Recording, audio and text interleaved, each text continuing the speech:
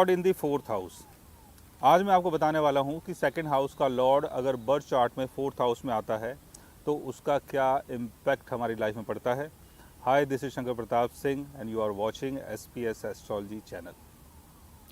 Second house को value, wealth, family value, family lineage, positions और आपकी स्पीच के लिए देखा जाता है।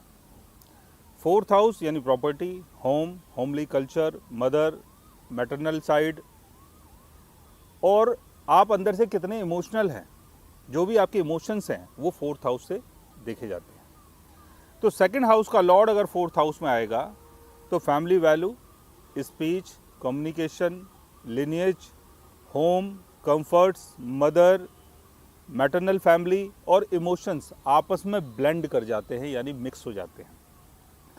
यहाँ पर आपको फोर्थ हाउस की चीज़ों को करके सेकंड हाउस की चीज़ें मिल पाएंगी। यानी अगर आप प्रॉपर्टी का काम करते हैं, अगर आप प्रॉपर्टी को सेल या परचेज़ करते हैं, अगर आप कोई बिल्डर हैं, कोई बिल्डिंग बना रहे हैं, अगर आप खाली लैंड परचेज़ करके वहाँ पर प्लॉटिंग करते हैं, अगर आप एज ए डीलर काम कर रहे हैं किसी प्रॉपर्टी कंपनी में या खुद का प्राइवेटली अगर आप काम कर रहे हैं, तो उसके थ्रू आपको आपकी वैल्यू एंड वेल्थ मिल पाती है। कई बार ऐसे योग में हमें पेरेंटल प्रॉपर्टी भी मिल जाती है। पेरेंटल प्रॉपर्टी में जो मदर साइड से हो उसके चांसेस ज़्यादा होते हैं। जैसे आपकी जो मदर हैं उनको उनकी फैमिली से कोई प्रॉपर्टी मिली और वही प्रॉपर्टी आपको मिल गई। दूसरा, जो आपके इमोशंस हैं या जो भी आपका एक अपना एनवायरनमेंट है जहाँ पर आप रहते हैं, और जो आपका होमली कल्चर है।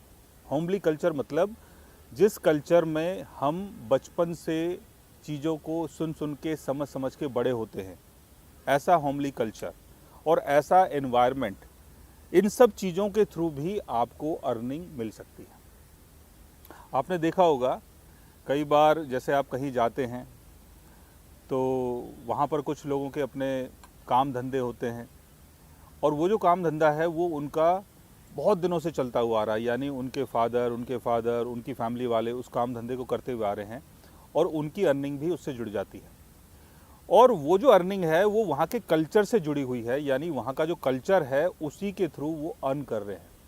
तो ऐसा योग आपके बर्थ चार्ट में बनता है। जैसे अगर आप गुजरात गए हैं, राजस्थान गए हैं, तो आपने देखा होगा कि वहाँ पर गुजराती खाना और गुजराती कपड़े, राजस्थानी खाना, राजस्थानी कपड़े, राजस्थानी कल्चर, उनका डांस, उनकी हर चीज़, उनकी पेंटिंग्स, उनकी बहुत सारी चीज़ें, ऐसे योग में आपको बेनिफिट होता है और आप वेल्थी बन पाते हैं। इसमें सबसे बड़ी बात ये होती है कि जैसे सेकंड हाउस क्या है, आपकी वैल्यू है। फोर्थ हाउस में अगर आता है सेकंड हाउस का लॉर्ड, तो आपके लिए सबसे बड़ी जो चीज़ है वो है घर का सुख और मन का सुख। अगर आप अपने घर से सुखी हैं, अगर आपकी मदर आपके साथ हैं, आपके पेरेंट्स आपके साथ हैं, आपके पास अच्छा घर है, घर का एनवायरनमेंट बहुत अच्छा है, वहाँ का कल्चर बहुत अच्छा है, कोई परेशानी वाली बात नहीं है, तो आप अपने आप को वैल्यूबल और वेल्थी समझते हैं। लेकिन घर का एनवायरनमेंट अगर बिगड़ा हुआ है, यानी मदर के साथ आपकी अंडरस्टैंडिंग अगर ठीक नहीं है और मदर फादर में अगर आपस में झगड़े होते हैं, या जिस जगह आप रहते हैं वहाँ का माहौल बहुत ज़्यादा बिगड़ा हुआ है, तो आपकी जो वैल्यू है वो कहीं ना कहीं बिगड़ जाती है और आपको लगता है कि ये सारी चीज़ें बेकार हैं। तो यहाँ पर फोर्थ हाउस की चीज़ों से जब आप जुड़ते हैं, इमोशनली जुड़ते हैं, और वहाँ ऐसी चीज़ें जब आपको मिलती है जो आपके मन को खुशी दे, तो आप अपने आप को वैल्यूबल और वेल्थी समझते हैं। लेकिन दूसरे तरीके से अगर आप देखें तो जो आपकी फैमिली है और फैमिली का जो काम धंधा है, उस काम धंधे के थ्रू आप वेल्थी बन सकते हैं। कुछ लोगों की अपनी खेती बाड़ी होती है, पुराने टाइम से चलती हुई आ रही है, वहीं से अर्निंग आनी शुरू हो जाती है। कई बार जैसे मैंने बताया कि प्रॉपर्टी का अगर आप काम कर रहे हैं, वहाँ से आप वेल्थी बन सकते हो, और अपने होमली कल्चर के थ्रू, अपनी मदर के थ्रू आप वेल्थी बन सकते हैं। लेकिन सेकंड हाउस का लॉर्ड अगर अपने डेबिलिटेशन में हो, फोर्थ हाउस में हो, मैलेफिक प्लैनेट से अगर वो अफ्लिक्टेड हो, तो यहाँ पर प्रॉपर्टी के लिए, सुख के लिए, वेल्थ के लिए आपको बहुत स्ट्रगल करना पड़ता है, काफ़ी चैलेंजेस आपके सामने आते हैं।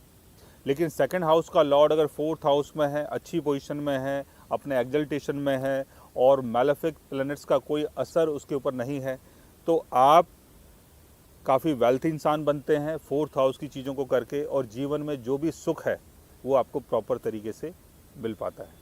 सो गाइज, आज मैंने आपको बताया कि सेकंड हाउस का लॉर्ड अगर फोर्थ हाउस में आता है तो उसका क्या इम्पैक्ट हमारी लाइफ में पड़ता है।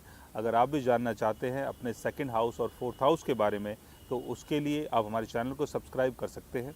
और अगर आप हमसे बात करना चाहें, कंसल्ट करना चाहें, पर्सनली हमसे मिलना चाहें, तो आप हमारी वेबसाइट के थ्रू, हमारे व्हाट्सएप के थ्रू हमसे मिल भी सकते हैं, बात भी कर सकते हैं, और गाइज आप हमसे कंसल्ट भी कर सकते हैं। So guys, take care, love you all and good bye.